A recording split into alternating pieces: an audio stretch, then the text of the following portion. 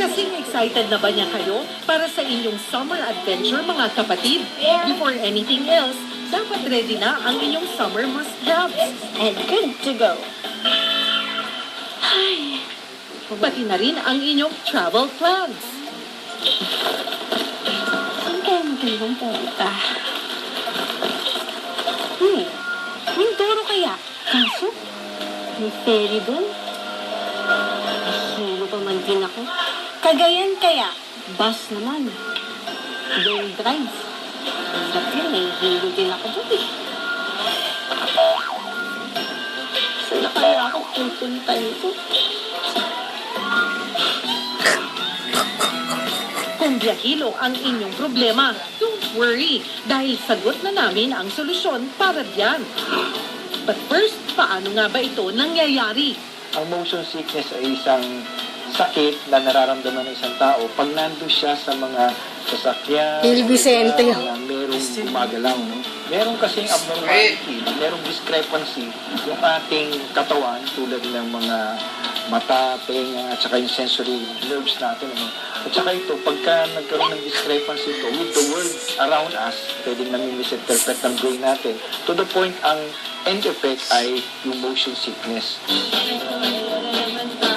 Madalas pagkahilo, pananakit ng ulo at pagsusuka ang ilan sa mga senyales ng kondisyong ito. At nagsisimula kapag nakaramdam ng imbalance ang ating katawan dahil sa galaw sa biyahe. Minsan ay combination not necessarily just one. Minsan eyes lang natin, kaya pag may gumagalaw, pwede ka na maghilo. Tapos yung sa nose natin, kaya pag nabaho ng amano, nahihilo ka na nun eh. The good news is, maaari ng agapan ng biyahilo 1 oras bago pa magsimula ang inyong biyahe. Unang-unang pwede natin gawin. Ano? So, kung alam nating babiyahe tayo, tsaka alam mong hiluhin ka, uminom na tayo ng gamot. Eventually, sinusuppress niya yung vomiting reflex natin. Hindi ka na magbabamit. Pangalawa, dapat pagka pupunta ka sa lugar na alam mong mahihilo ka, huwag ka na masyadong kumain ng marami. Pagka kumain ka, lalo ma-stimulate, lalo kang susuka ng susuka. No? Pero siguraduhin pa rin na may laman ang tiyan. Tapos siyempre, drink a lot of water para the more stable you are, it's because you drink a lot of water. Kaya hindi ka dehydrated. Maaari ring subukan ang pag-inom ng salabat. Ang luya kasi ay may anti-emetic properties na nakatutulong para mawala ang pagkahilo at pagsusuka.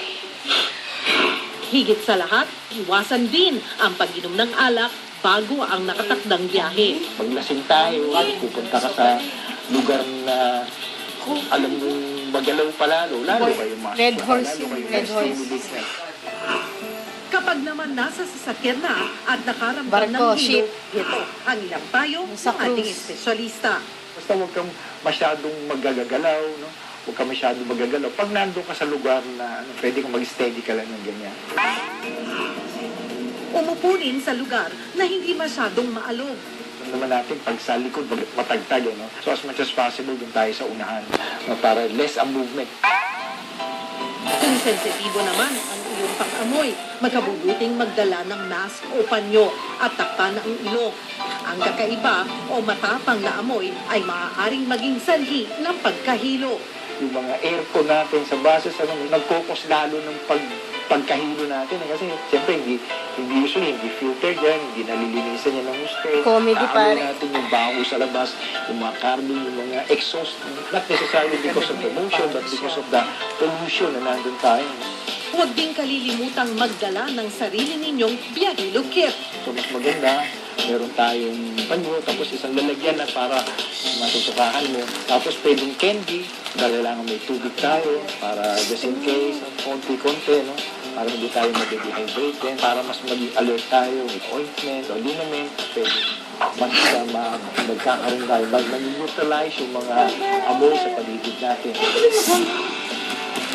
Kung nakakaramdam ka ng pagsusuka, makabubuting buksan ang bintana ng sasakyan o maghanap ng pwesto na may sariwang hangin. Pag alam mo na masusuka ka na, get fresh air. Once nakakuha na ng fresh air, pwedeng gumanda ng pakaramdam mo.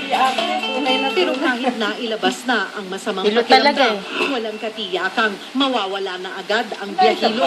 Kaya Barko, dapat patuloy ship. na iwasan Cruise ang ship mga na. maaaring magdulot nito hanggang sa pagtatapos ng biyahe. Ang biyahilo ay isang kondisyon na maaari naman nating maiwasan. Habang tumatagal kasi, maaaring masanay ang ating katawan sa bawat biyahe. Merong iba tao talaga, magaling yung stabilizing capacity nila, yung coping mechanisms nila. No? It's probably because merong habituation exercises na pwede natin gawin. Gym. Kaya't ang ating huling tip, ang pagsasagawa ng tamang ehersisyo para sa ulo at buong katawan. Sa tulong ng mga ganitong ehersisyo, maaari raw masanay ang katawan sa mga biglaang pagguga at pag-alog sa biyahe.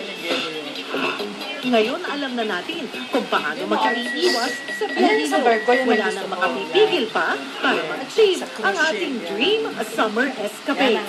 Safe and healthy travels, mga kapatid! Patuloy tayong magkwentuhan sa Alagang Kapatid sa radyo tuwing Webes